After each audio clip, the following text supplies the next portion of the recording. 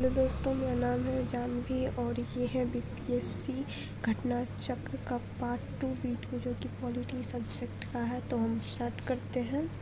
तो हमारा टॉपिक है उद्देशिका, जिसमें हमारा पहला क्वेश्चन है, भारतीय संविधान की प्रस्तावना के सिलसिले में निम्नलिखित में कौन सा कर्म सही है। हमारी प्रस्तावना में जिस तरीके से शब्द दिए हुए उनमें से कैसे सही है, किस शब्द के बाद क्या आता है। तो हमारी प्रस्तावना पहले सार्वभौम, फिर सत्ता संपन्न, समाजवादी, धर्मनिरपेक्ष और जनवादी गणतंत्र है। ठीक है, अब इसका एक्सप्लेनेशन देखते हैं किस तरीके से है। देखिए, भारतीय संविधान प्रश्न दिए गए शब्द भारतीय संविधान की प्रस्तावना में वर्णित किए गए ये भारतीय राज्य व्यवस्था के स्वरूप का वर्णन करते। इनमें से समाजवादी और धर्मनिरपेक्ष, जैसे पंथ निरपेक्ष, धर्मनिरपेक्ष के ही पंथ निरपेक्ष कहा जाता है, शब्द मूल संविधान में नहीं है। इन्हें 42वें संविधान संशोधन द्वारा जोड़ा गया।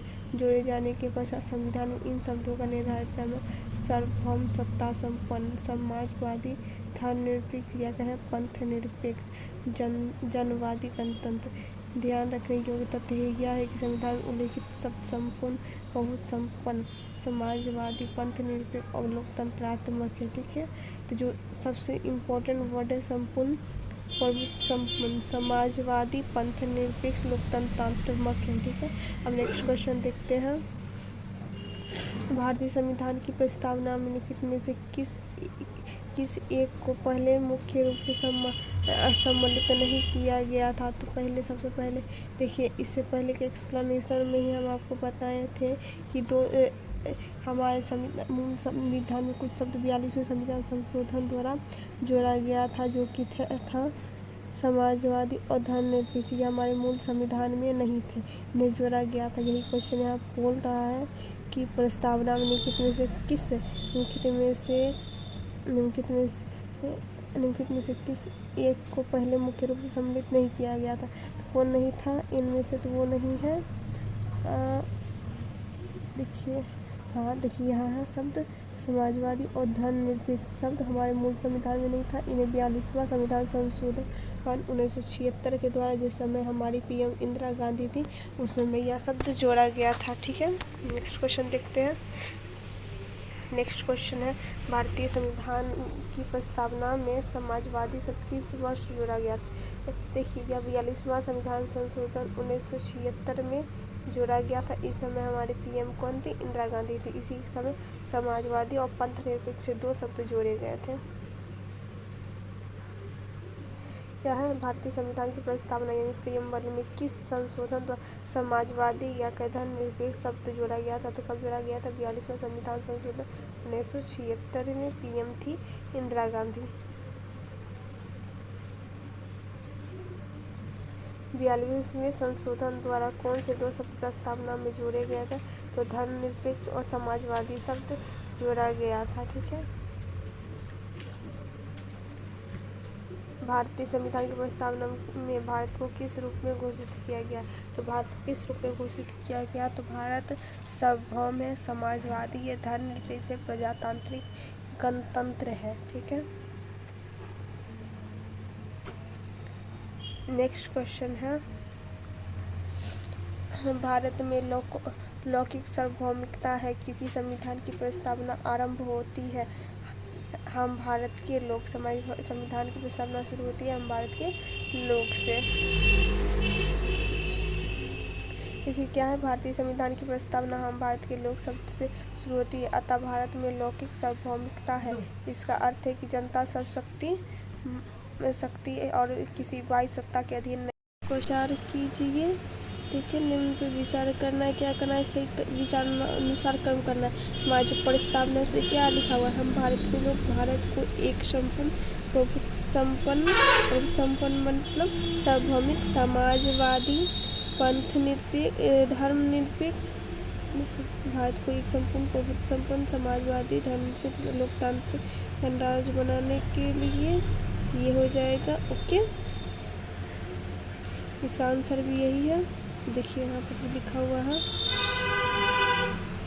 भारतीय संविधान की प्रस्तावना में भारत के लोग भारत को एक संपूर्ण, प्रभुत्व संपन्न, समाजवादी, पंथनिरपेक्ष, लोकतंत्रात्मक गणराज्य रूप में घोषित किया। प्रश्न दिए गए सबसे सार्वभौमिक यानी संपूर्ण प्रभुत्व संपन्न, समाजवादी, धर्मनिरपेक्ष यानी कि पंथनिरपेक्ष तथा प्रजातांत्रिक, प्रजातांत्रिक यानी कि लोकतांत्रिक। ठीक है, नेक्स्ट क्वेश्चन देखते हैं। नेक्स्ट है, निम्नलिखित में कौन सा भारतवर्ष को सही धर्मनिरपेक्ष राज्य के रूप में वर्णित करता है? तो कौन करता है? तो देखिए, मौलिक अधिकार करता है धर्मनिरपेक्ष के रूप में, मौलिक कर्तव्य करता है, संविधान की प्रस्तावना करता है, यानी कि उपयुक्त में से एक से अधिक हो जाएगा। देखिए क्या है, भारतीय संविधान के अनुसार भारत एक संपूर्ण प्रभुत्व संपन्न, समाजवादी, पंथनिरपेक्ष, लोकतंत्रात्मक गणराज्य। संविधान की प्रस्तावना पंडित जवाहरलाल नेहरू द्वारा वर्णित रूप से संविधान सभा की स्वीकृति उद्देश्य प्रस्ताव पर आधारित है। ठीक है, क्वेश्चन है, निम्नलिखित में से कौन भारतवर्ष को एक धर्मनिरपेक्ष राज्य के रूप में वर्णित करता है? हमारी भारतीय संविधान की प्रस्तावना जो है यही वर्णित करता है। देखिए इसका एक्सप्लेनेशन क्या है। भारतीय संविधान की प्रस्तावना के अनुसार भारत एक संपन्न, समाजवादी, धर्मनिरपेक्ष जैसे पंथनिरपेक्ष, लोकतंत्रात्मक गणराज्य। संविधान की प्रस्तावना पंडित जवाहरलाल नेहरू द्वारा प्रारूपित एवं संविधान सभा द्वारा स्वीकृत उद्देश्य प्रस्ताव पर आधारित। ठीक है, नेक्स्ट क्वेश्चन देखते हैं। नेक्स्ट क्वेश्चन कर रहा है कि निम्नलिखित किसमें भारतीय संविधान की आत्मा क्या है? भारतीय संविधान की आत्मा किसे कहा गया है? ना ये है ना ये है। भारतीय संविधान की आत्मा संविधान की प्रस्तावना में, भारतीय संविधान की आत्मा किसमें? संविधान की प्रस्तावना में। ठीक है, भारतीय संविधान में निहित प्रस्तावना संविधान की आत्मा कहा गया। भारतीय संविधान प्रस्तावना में एक संपूर्ण प्रभुत्व संपन्न, समाजवादी, पंथनिरपेक्ष गणराज्य के रूप में घोषित किया गया। ठीक है, नेक्स्ट क्वेश्चन देखते हैं। इनमें से किस प्रकरण में सर्वोच्च न्यायालय संविधान के मूलभूत ढांचा सिद्धांत प्रतिपादित किया है? तो मूलभूत ढांचा का प्रतिपादन किया गया है किसमें? केशवानंद भारती प्रकरण में। देखिए क्या है,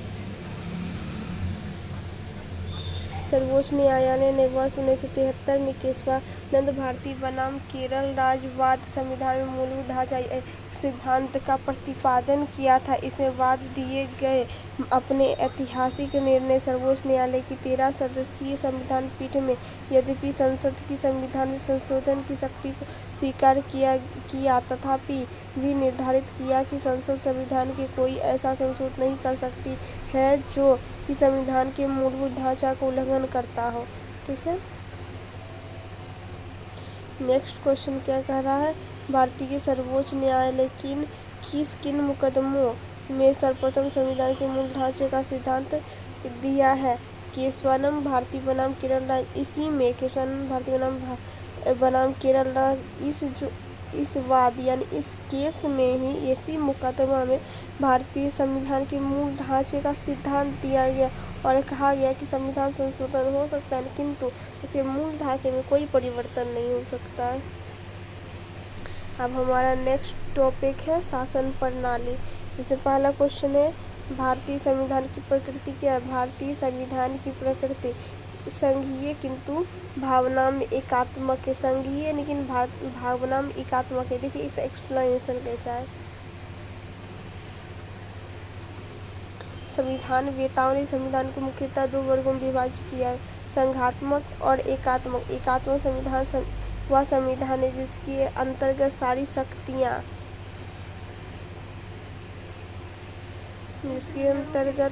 शक्तियाँ की सरकार में निहित होती है, जो प्रायः केंद्रीय सरकार होती है।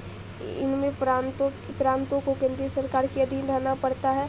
इसके विपरीत संघात्मक संविधान वह संविधान है जिसमें जिसमें शक्तियों का केंद्र एवं राज्य में विभाजन रहता है तथा दोनों सरकार अपने अपने क्षेत्र स्वतंत्र रूप से कार्य करती है। भारतीय संविधान की प्रकृति के बारे में विधवेताओं ने काफी मतभेद रहा। संविधान निर्माताओं के अनुसार भारतीय संविधान एक संघात्मक संविधान है, किंतु प्रोफेसर जेनिंग्स को भारतीय संविधान को संरचनात्मक मानने में आपत्ति है।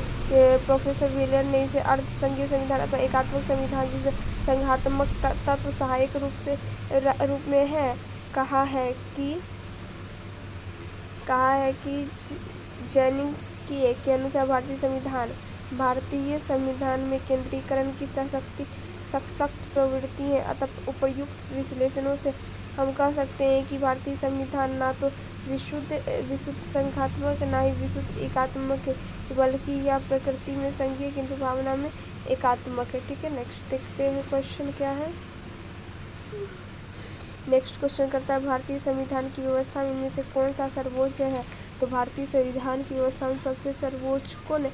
हमारा संविधान है, भारतीय संविधान है। ठीक है, भारतीय संविधान राजनीतिक व्यवस्था के संविधान सर्वोच्च है।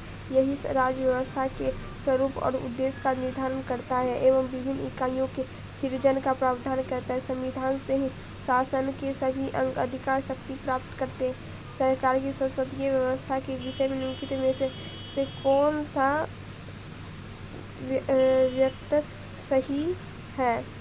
कौन सा है?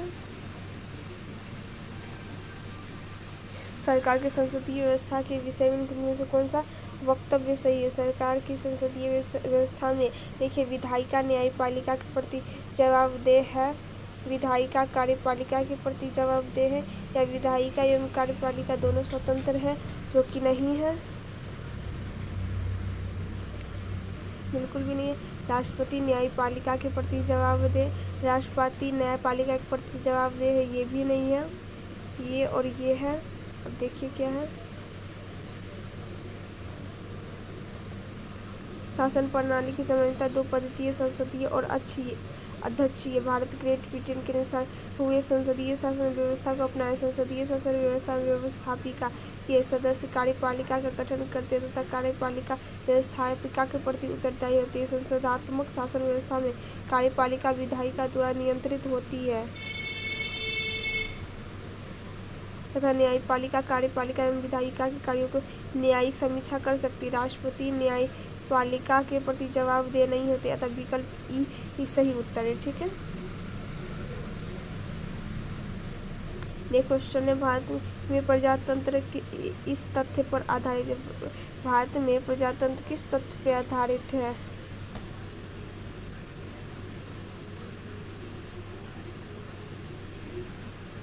तो भारत में प्रजातंत्र जनता को सरकार को चुनने तथा बदलने का अधिकार प्राप्त है, इस पर है। ठीक है, प्रजातंत्र का आशय है जनता द्वारा जनता के लिए जनता की सरकार, अर्थात लोगों को सरकार चुनने और बदलने का अधिकार होता है। इस भारत में भी प्रजातंत्र का यही आशय है। नेक्स्ट देखते हैं, विधि का नियम या कानून का अधिराज्य का मतलब है। विधि का नियम या कानून का अधिराज्य से मतलब है सभी के लिए एक कानून, सभी के लिए न्यायतंत्र। सही है, हमारे भारत में ऐसा ही है कि भारत में सभी के लिए एक ही कानून है और सभी के लिए एक ही न्यायतंत्र है, ना कि अमीर के लिए अलग और गरीब के लिए नहीं अलग। ऐसा कुछ नहीं, ना महिला के लिए अलग ना ही पुरुष के लिए, सभी के लिए एक समान है। विधि का नियम, विधि का शासन या कानून का अधिराज्य का तात्पर्य है सभी के लिए एक कानून, सभी के लिए न्यायतंत्र। विधि के नियम सामान्य अर्थ यह है कि देश के कानून के समक्ष सभी व्यक्ति समान है तथा कोई भी व्यक्ति कानून के ऊपर नहीं है। सभी साथ ही राज्य किसी व्यक्ति के साथ धर्म, जाति, लिंग, जन्म स्थान के आधार पर भेदभाव नहीं कर सकता। भारतीय संविधान में मौलिक अधिकारों के अनुच्छेद 14 में विधि के समक्ष समानता एवं विधि के समान संरक्षण का अधिकार दी। तो आप ये पढ़े थे कि विधि के समक्ष समानता कहाँ से लिया गया? विधि के समान संरक्षण। तो समानता हम लिए थे रूस से और संरक्षण हम कहाँ से लिए थे? तो USA से लिए थे। ठीक है, भारतीय प्रशासन में विभाजन प्रणाली किससे संबंधित है? भारतीय प्रशासन में विभाजन प्रणाली किससे संबंधित है? तो नीति और कार्यान्वयन से संबंधित है विभाजन प्रणाली। ठीक है,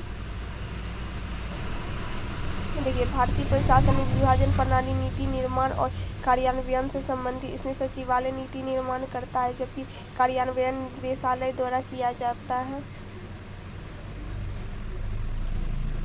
निम्नलिखित विशेषताओं से केंद्रीय शासन व्यवस्था के लिए कौन सी सही नहीं है? कौन सी सही नहीं है?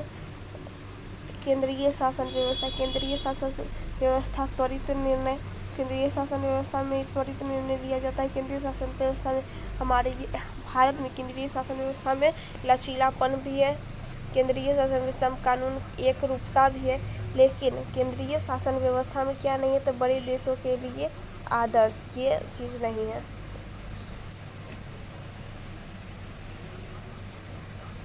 देखिए, केंद्रीय शासन व्यवस्था सरकार की एकात्मक स्वरूप की प्रमुख विशेषताओं में शामिल है।